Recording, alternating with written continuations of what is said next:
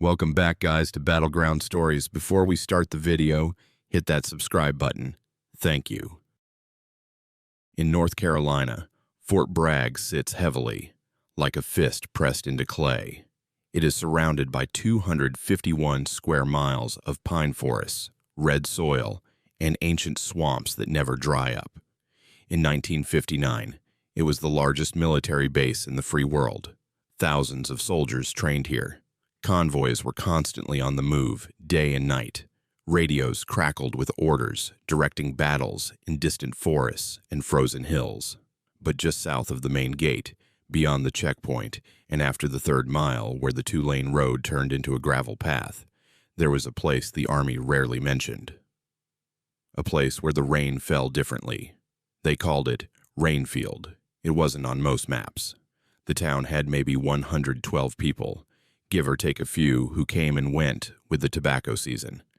It had a post office, a general store, a Baptist church with white paint peeling from the steeple, and a single-pump gas station that closed at 6. The houses were small, wood frame, with porches that sagged under the weight of wet summers.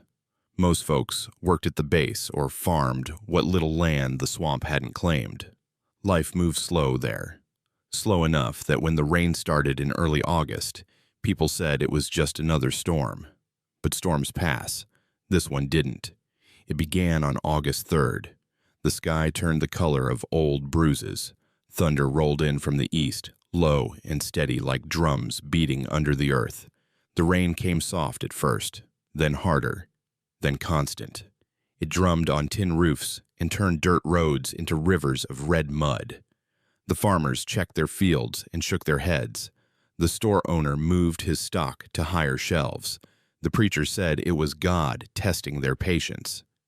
Everyone nodded and waited for it to stop. By August 7th, the creeks had swollen past their banks. Water crept into yards, pooled under houses, turned the forest floor into a shallow lake.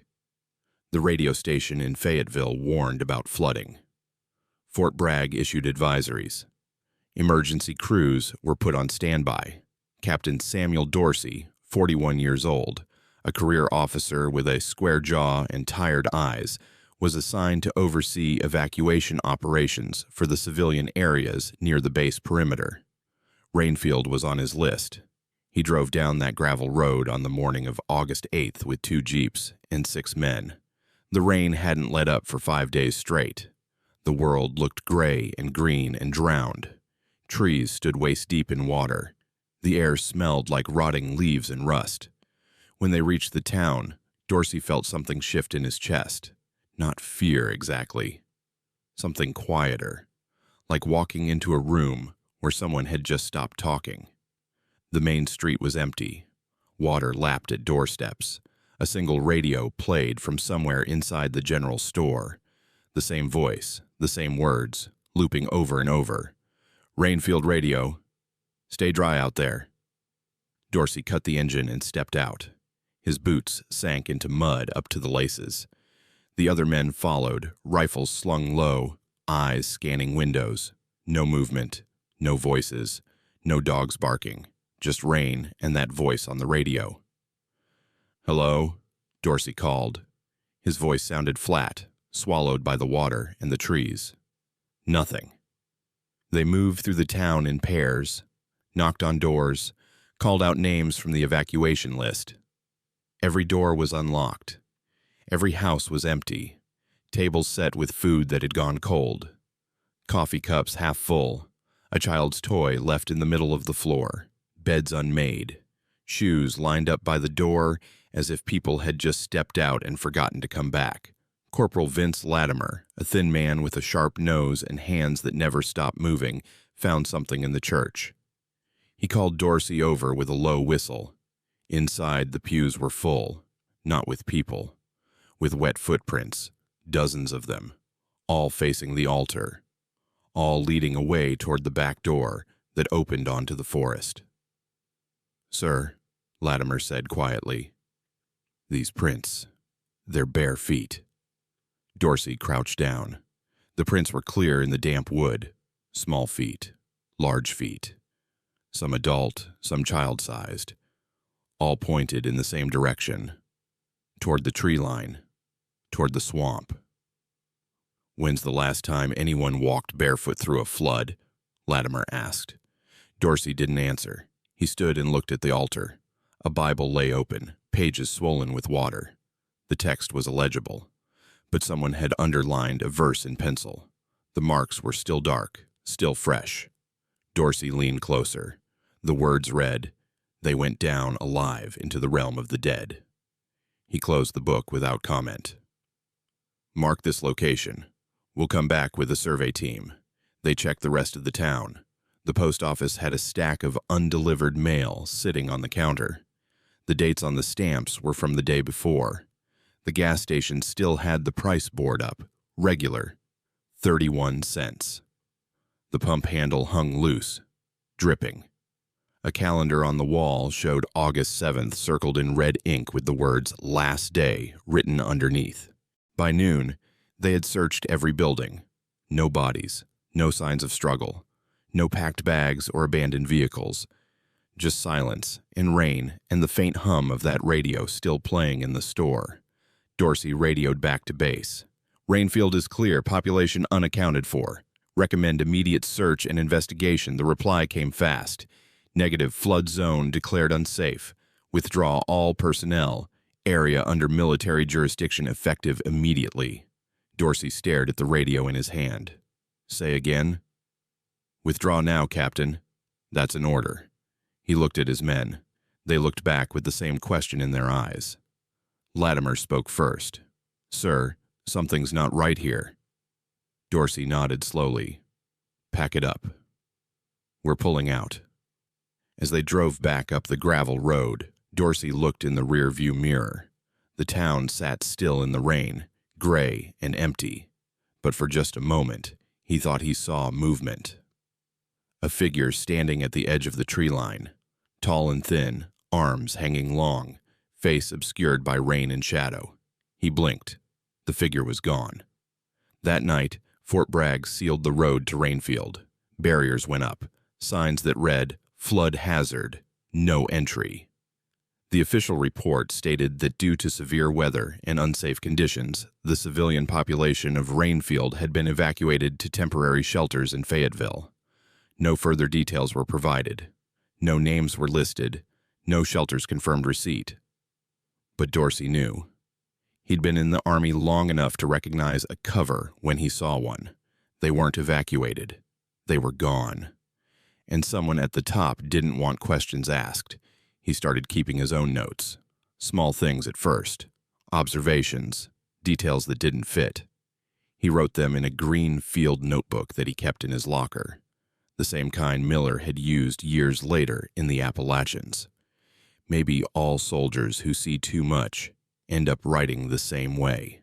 August 9th. Return to perimeter. Road blocked by MPS. No explanation given. August 10th. Spoke with Sergeant Bill Harker.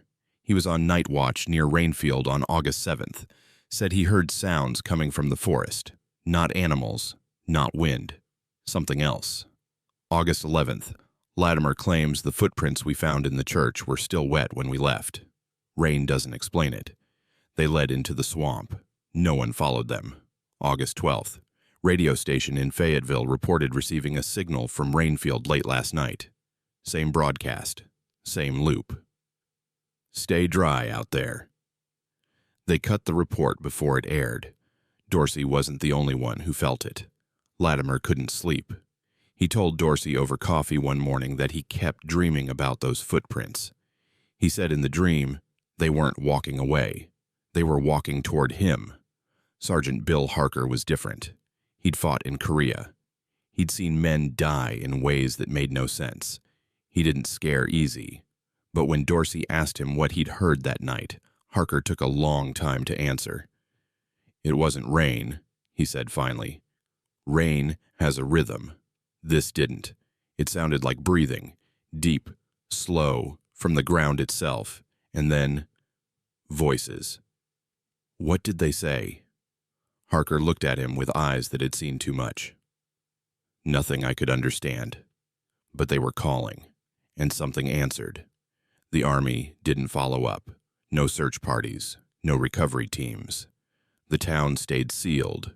The rain kept falling, and after a week, the official story changed. The new version said there had been a miscommunication. Rainfield had been evacuated 3 days before the flood. Everyone was safe. The town was empty because it had been empty all along. Dorsey didn't buy it. Neither did Latimer or Harker. But orders were orders. They were reassigned. Dorsey to Germany, Latimer to a desk job in Virginia. Harker took early retirement and moved to Tennessee. Before he left, he gave Dorsey a single piece of paper. On it was a hand-drawn map of the area around Rainfield. In the center, where the swamp met the forest, he'd marked an X. "If you ever go back," Harker said, "start there." That's where the sound came from. That's where they went. Dorsey folded the map and put it in his notebook. He never went back, but he never forgot. Years later, in 1980, a local newspaper ran a short piece about the Rainfield vanishing. It was buried in the back pages, written by a freelance journalist named Marcus Gill, who'd grown up near Fort Bragg. He'd heard the stories from old-timers who remembered the flood. He'd filed Freedom of Information requests and gotten nothing but redacted pages. He'd interviewed former soldiers who wouldn't talk on record. His article raised more questions than it answered. One line stuck with readers. 112 people don't just vanish, and the Army doesn't seal a town for a flood. The article got attention. Letters came in, some from people who claimed they'd driven past Rainfield in the years since and seen lights in the windows at night. Others from former base personnel who said they'd been told never to mention the town. One letter, unsigned, said simply, "The rain never stopped there. Go at night and you'll hear it." Gill tried to visit the site in 1981. The road was still blocked. He was turned away by MPS, who said the area was a restricted training zone. When he pushed, they threatened to arrest him. He wrote one more article calling for transparency. It never ran. His editor said the story was too speculative. Gill quit journalism a year later, but the story didn't die. It lived in whispers, in bars near the base, in late-night conversations between soldiers who'd been there long enough to know. They called it the Rainfield incident. Some said it was a chemical spill covered up. Others said it was a mass abduction. A few, the ones who'd been close enough to feel it, said something else. They said the town didn't flood. It sank, not into water, into something older, something that had been waiting underneath all along. Dorsey kept his notebook until he died in 1994. His daughter found it in a box of his things. She read it once and never opened it again. She said it didn't sound like her father. The handwriting was his, but the words felt wrong, like someone else had been guiding his hand. One entry dated August 15, 1959, read, "Went back to the barrier last night. Couldn't sleep. Stood at the edge of the road and listened. The rain was still falling past the fence. I could see it in the moonlight. But on our side, it was dry. The sound didn't cross the line. It stayed in Rainfield. And underneath it, I heard voices, not calling out, singing, low and slow, like a hymn. I recognized the tune. It was the same one they sang in the church every Sunday. I don't think they left. I think they were taken. And I think they're still there. The rain that fell on Rainfield in August 1959 never fully stopped." The Army kept the area sealed for decades. In the 1990s, they rezoned it as part of a wetland preservation zone. No development, no access. The official reason was environmental protection. The real reason, according to a leaked memo from 1987, was unresolved geological instability and anomalous environmental readings. In 2003, a team of geologists from NC State requested access to study the hydrology of the region. They were denied. When they appealed, their funding was cut. One of the researchers, Dr. Ellen Moss, later said in an interview that their preliminary soil samples from the area's edge showed impossible water retention levels and traces of organic material that didn't match any known plant or animal in the region. "It's like the ground is holding something," she said, "something that shouldn't be there." When asked what she meant, she declined to elaborate. She retired 2 years later and never published her findings. The town of Rainfield is still on some old maps. If you look close, you can find it, a small dot south of Fort Liberty, as the base is now called. The gravel road is still there, overgrown and cracked. The barrier's gone, replaced by a rusted chain and a sign that says private property, no trespassing. No one enforces it. No one needs to. People don't go there. But sometimes, on nights when the rain falls heavy and the sky turns that same bruised gray it did in 1959, people driving past on Route 87 say they see lights, faint and yellow, like lanterns moving slow through the trees. And if you roll down your window and listen past the sound of your engine and the hiss of wet asphalt, you might hear it. A voice, steady and calm, repeating the same words over and over. Rainfield Radio. Stay dry out there. No station broadcasts it. No signal can be traced. But the voice is there, and it's been there for more than 60 years. Captain Dorsey's notebook ended with one final entry, undated, written in a hand that looked rushed and unsteady. They didn't drown. They were called. And when the rain stops, they'll call again. The rain in Rainfield never stopped. 3 men went back to Rainfield in the fall of 1959. They weren't supposed to. Orders had been clear. The town was off limits. The road was sealed. The matter was closed.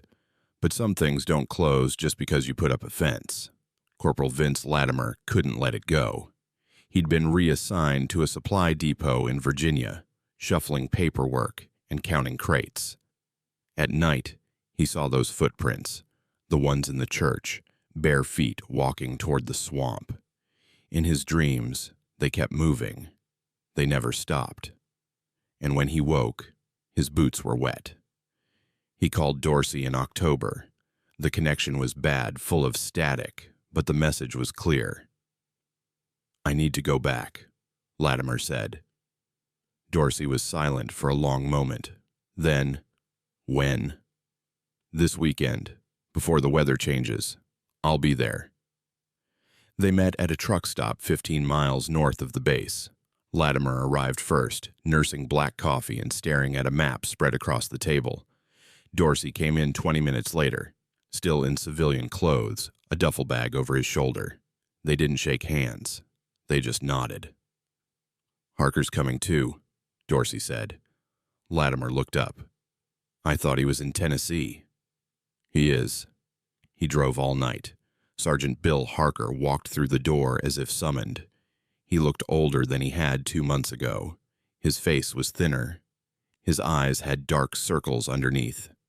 He sat down without a word and pulled a folded piece of paper from his jacket. It was the map he'd given Dorsey, the one with the X. "I've been hearing it," Harker said quietly. "Every night, the same sound. Rain that isn't rain. I wake up and my windows are wet on the inside. I'm 2 states away and I can still hear it." Latimer nodded slowly. "I thought I was losing my mind." "You're not," Dorsey said. "None of us are." "That's the problem." They left at dusk. Dorsey drove. They took back roads, avoiding the base entirely.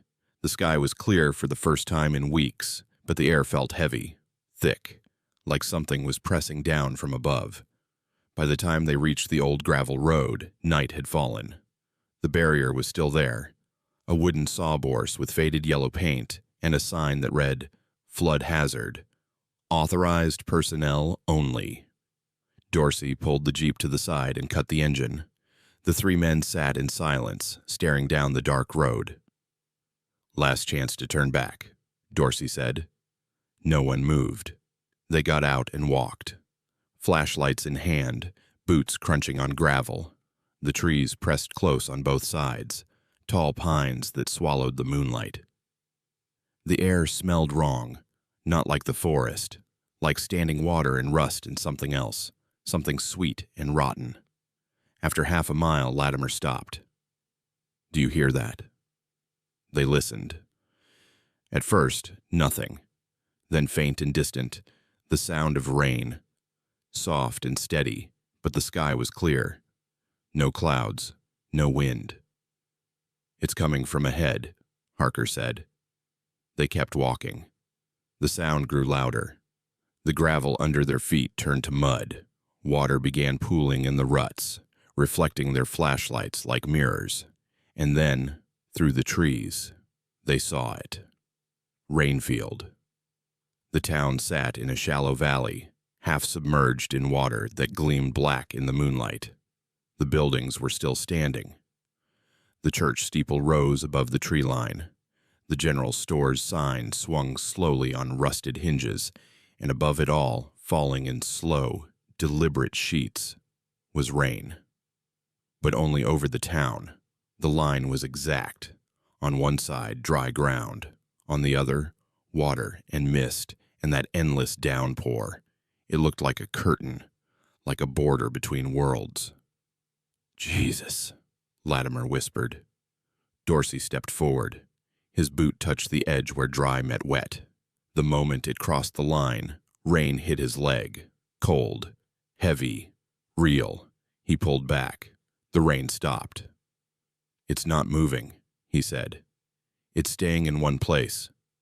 Harker crouched down and touched the water pooling at the edge. It was warm, not hot, but warmer than it should be. He lifted his hand and smelled it. His face twisted. "It smells like soil, like something buried." They stood at that edge for a long time, each man weighing what came next. Then Dorsey spoke. "We go in. We see what's left. We get out before dawn." "And if we don't?" Latimer asked. Dorsey didn't answer. They crossed together. The rain hit them like a weight. It soaked through their jackets in seconds, filled their boots, ran down their faces. The sound was deafening. Not loud, but constant. A pressure in the ears that never stopped. Dorsey led them down the main street, flashlight cutting through the mist. The town looked the same as it had in August. Empty. Frozen. But now there were differences. The water was higher. It reached the windows of the general store. The church doors hung open, and inside the pews were submerged. The radio was still playing. "Rainfield radio. Stay dry out there." The voice echoed through the rain, hollow and flat. Harker moved toward the store. Dorsey followed. Latimer stayed outside, scanning the street with his flashlight. That's when he saw it. A figure, standing at the far end of the road, tall and thin, arms hanging too long. It didn't move. It just stood there, facing him. "Dorsey," Latimer called. His voice cracked. Dorsey stepped out of the store. He followed Latimer's light. The figure was still there, motionless. Then, slowly, it raised one arm, pointing, not at them, past them, toward the forest. "Is that?" Latimer started. The figure stepped backward. One step, two. It moved without sound, without disturbing the water. Then it turned and walked into the trees. The rain swallowed it whole. Harker came out, rifle in hand. "What did you see?" "Someone," Latimer said, "or something." They followed. There was no discussion, no plan. They just moved. The flashlight beams cut through the rain, bouncing off wet bark and pooling water. The forest was dense, choked with vines and undergrowth that hadn't been there before. Everything was wet. Everything smelled like rot. The footprints started after 50 yards, bare feet, the same kind they'd seen in the church. They were fresh. Water still pooled in the depressions. The tracks led deeper into the swamp, toward the place Harker had marked on his map. "This is where I heard it," Harker said. "The breathing. The voices." The trees opened into a clearing. The ground sloped down into a shallow basin filled with black water. In the center, half submerged, was a structure, old, made of stone and wood that had rotted black. It looked like a well or a shaft, something that went down. Around the edges of the basin, more footprints, dozens, all bare, all leading to the water, none leading away.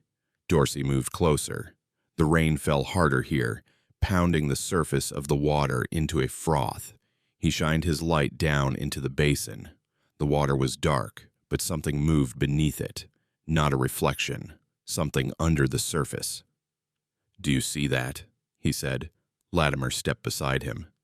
"See what?" "Shapes. In the water." They stared. The surface rippled.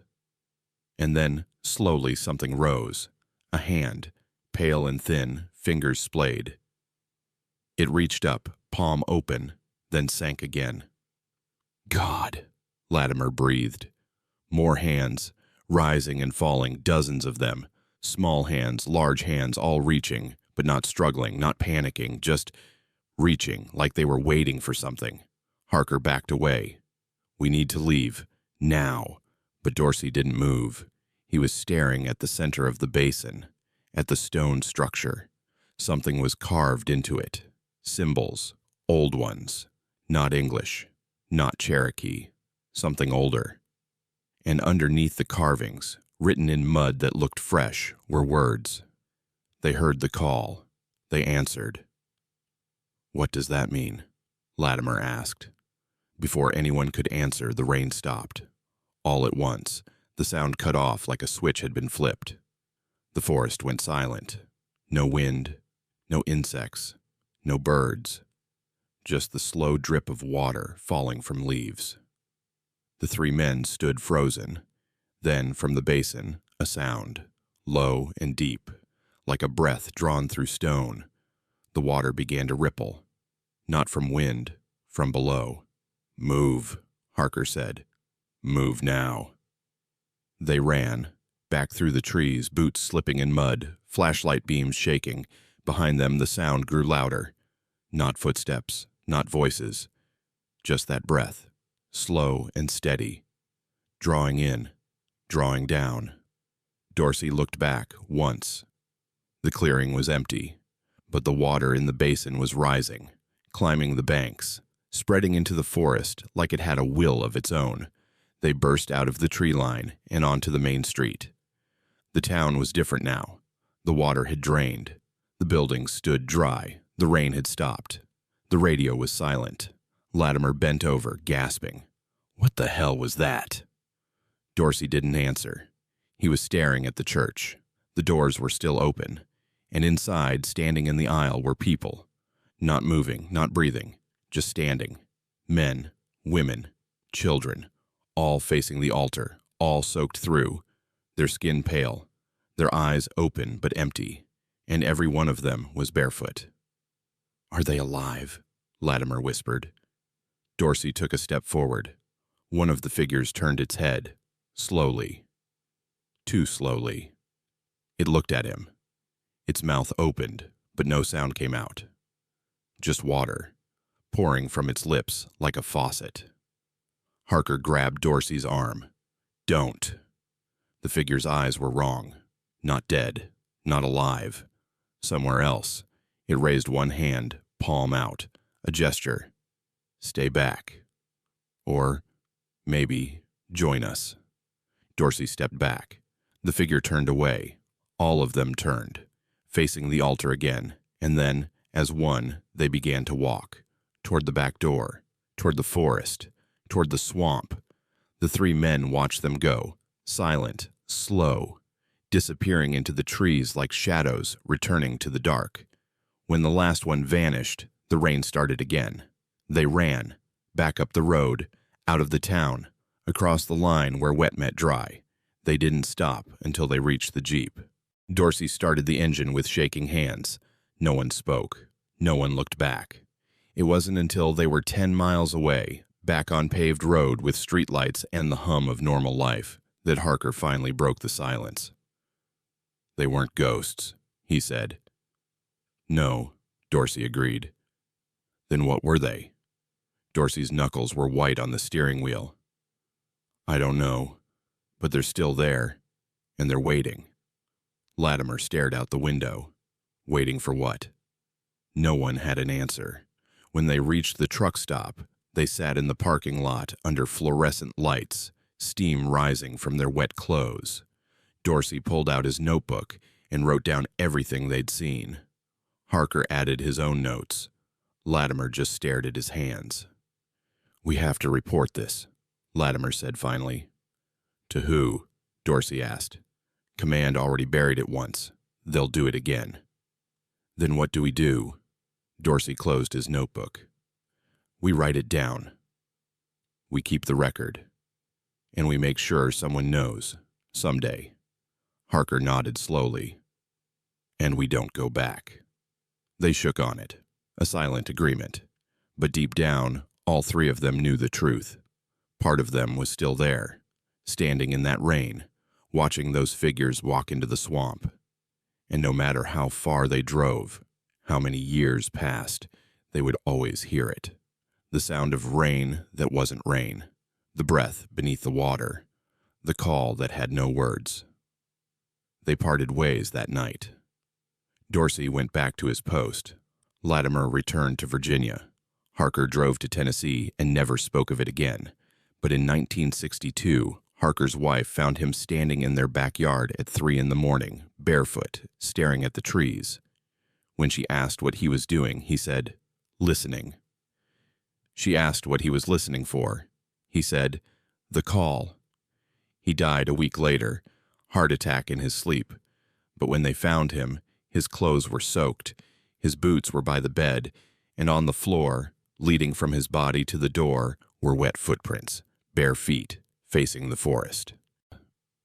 The years passed, but Rainfield didn't. It stayed frozen in 1959. The Army never reopened the road, the town never reappeared on official maps, and the men who had seen what waited in that rain learned to live with silence. But silence has a way of breaking when it needs to be heard. In 1973, a forestry crew working near the southern edge of Fort Bragg reported strange readings on their equipment. Compasses spinning, radio interference, temperature drops that made no sense. When they traced the source, it led them to the old Rainfield perimeter. They were told to leave immediately. The report was filed and buried. In 1981, a photographer from Raleigh hiked into the area without permission. He wanted to document abandoned towns for a book. He never came back. Search teams found his camera 3 weeks later, hanging from a tree branch near the forest's edge. The film inside was ruined, water damage. But one frame survived. It showed a street, empty buildings. And in the center, a figure standing in the rain, tall, thin, arms too long. The book was never published. In 1989, a group of college students from NC State tried to visit Rainfield as a dare. They brought tents, flashlights, beer. They posted about it online in early message boards, said they were going to prove the legend was fake. Only 2 of them came back. They wouldn't talk about what they saw. One dropped out of school. The other spent 3 months in a psychiatric ward. When pressed, she said only one thing over and over. The rain wanted us to stay. By the 1990s, the story had become folklore. A ghost town that called to people. A flood that never dried. The Army stayed quiet. The town stayed sealed, and those who'd been there kept their distance. Dorsey tried to forget. He rose through the ranks, served in Germany, earned commendations, retired with honors. He married, had children, built a normal life. But at night, when the rain fell on his roof, he would wake up and listen. And sometimes, underneath the sound of water on shingles, he heard it. That slow, steady breath. The call. He never went back. But in 1992, he received a letter. No return address. Inside was a single photograph. It showed the church in Rainfield, the same one he'd seen that night in 1959. But now, written on the wall in faded letters, were names. He recognized some of them. People from the evacuation list. People who'd vanished. And at the bottom, in fresh ink, were 3 more names: Samuel Dorsey, Vince Latimer, Bill Harker. He burned the letter that night, but the names stayed in his mind. Latimer died in 1995. Car accident. He'd been driving alone on a clear night, no traffic, straight road. His car went off the bridge and into the river. When they pulled him out, his seatbelt was unbuckled. His shoes were off, and his pockets were full of wet soil. The coroner ruled it an accident, but his daughter, going through his things, found a notebook, pages and pages of the same sentence written over and over. I hear them calling. I hear them calling. I hear them calling. Dorsey attended the funeral.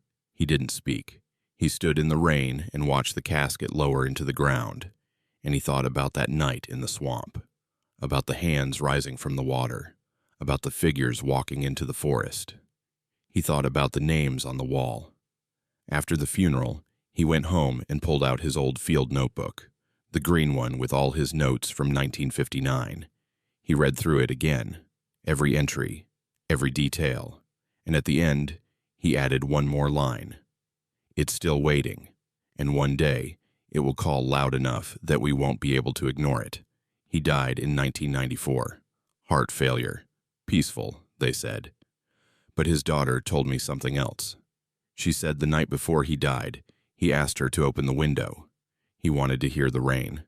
She told him it wasn't raining. He smiled and said, I know. When they found him the next morning, his bed was wet. The floor was wet. The window was closed. I'm telling you this because I was there, not in 1959. I wasn't born yet. But I went to Rainfield in 2007, and I saw what they saw. My name is Michael Brennan. I'm a historian. I study Cold War-era military operations, specifically incidents that were classified or covered up. I'd heard about Rainfield for years. Rumors, whispers, veterans who wouldn't talk on record but would buy you a drink and tell you just enough to make you wonder. I got Dorsey's notebook from his daughter. She didn't want it anymore. She said it gave her nightmares. I read it cover to cover. Then I read Latimer's notes. Then I found Harker's widow and convinced her to let me see his map. And I decided to go. I went in October, the same month Dorsey and the others had gone back. I went alone. I didn't tell anyone where I was going. I packed light, camera, flashlight, recorder. I wasn't looking for ghosts. I was looking for answers. The road was still blocked. The chain was rusted. The sign was barely readable. I parked a mile away and walked in. It was late afternoon. The sky was overcast. The air felt thick. When I reached the town, it was exactly as they'd described.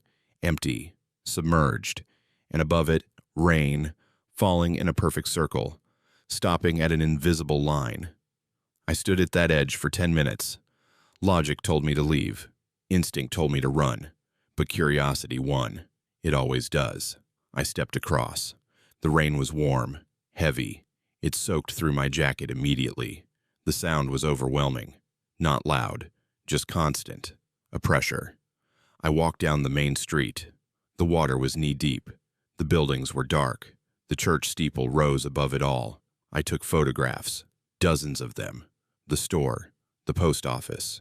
The church. I recorded everything. My hands were shaking, but I kept going. And then I heard it. The radio. Faint. Distant. Coming from inside the general store. Rainfield radio. Stay dry out there. I pushed the door open.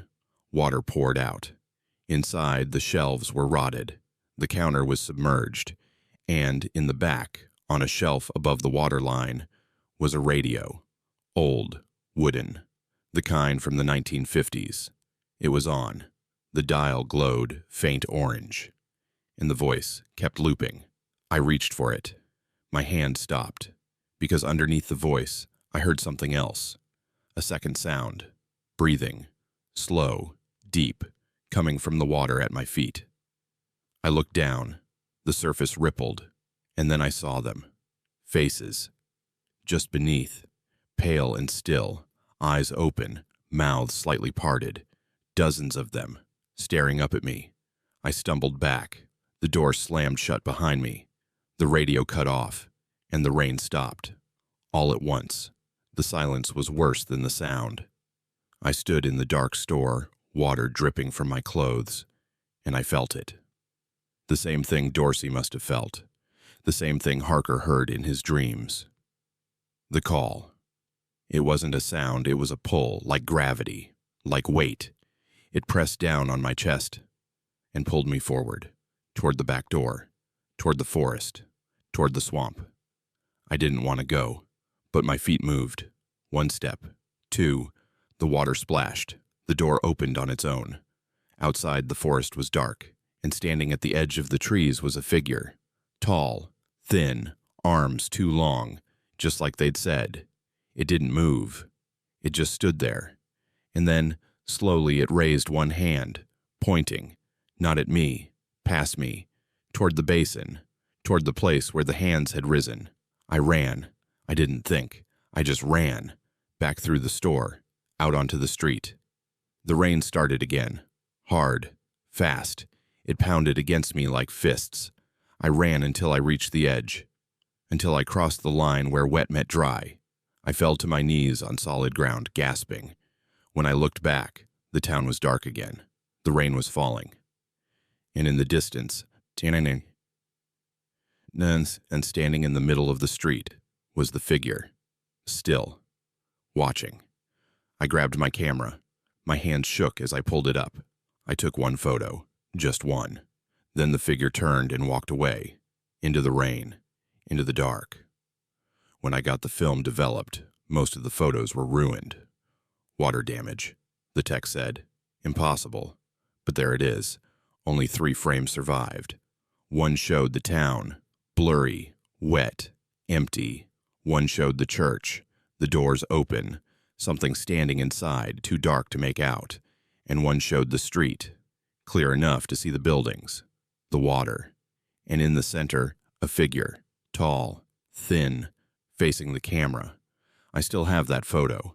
I don't look at it anymore. I wrote a report. I filed it with the university. They read it. They thanked me. They never published it. Too speculative, they said. Not enough evidence. But I know what I saw. I know what Dorsey saw. What Harker heard. What Latimer couldn't forget. Rainfield is still there.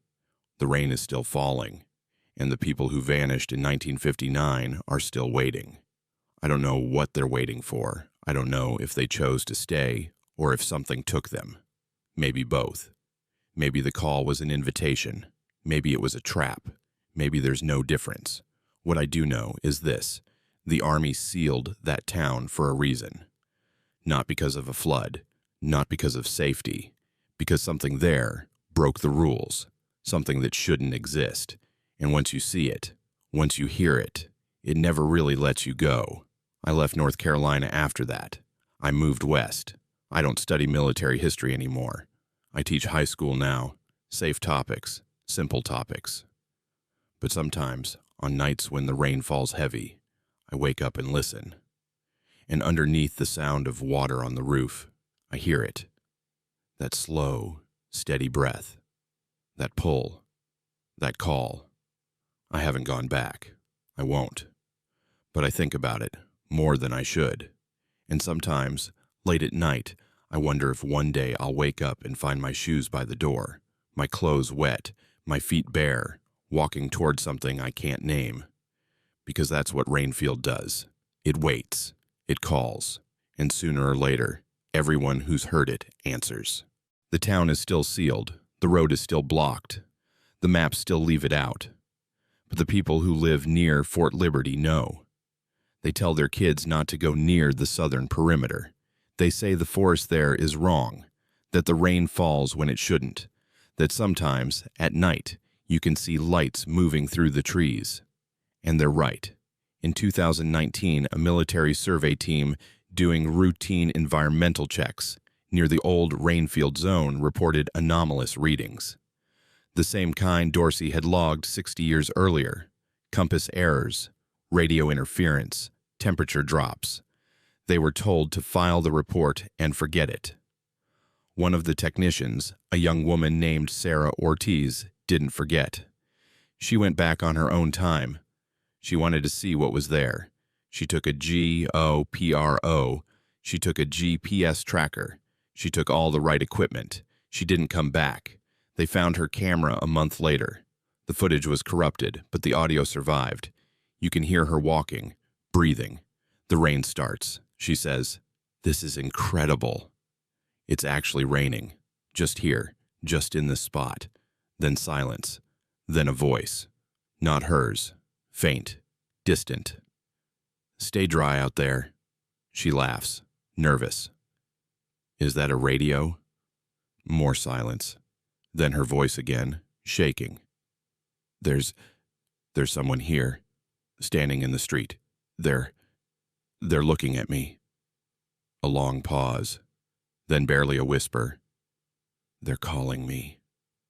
The audio cuts off. Her body was never found. That was 5 years ago. The Army didn't issue a statement. The news didn't pick it up. Her family was told it was a training accident. They were given a flag and a letter of condolence. But I know better. Because I found her notes. She'd been researching the same thing I had. She'd read Dorsey's notebook. She'd seen the same patterns.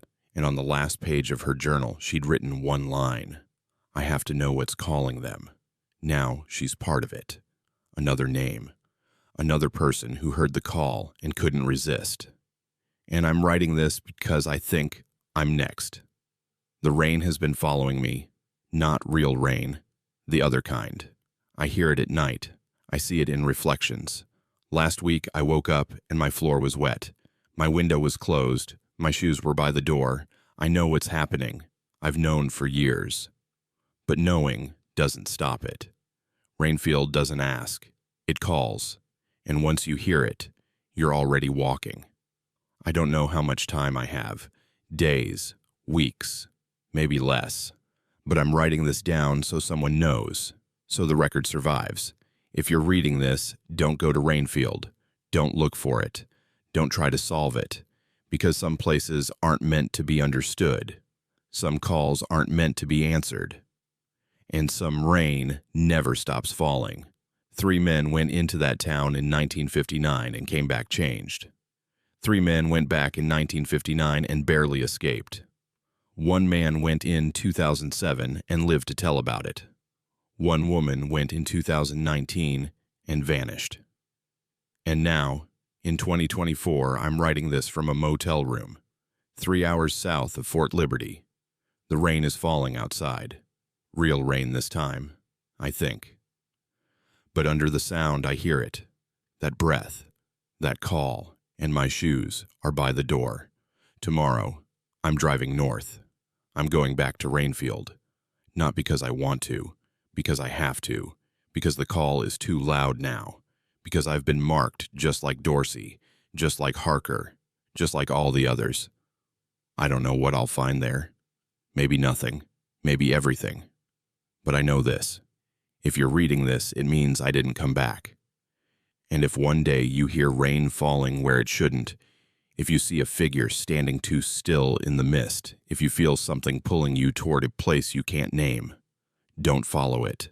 Don't answer, because Rainfield is patient, and the rain never stops.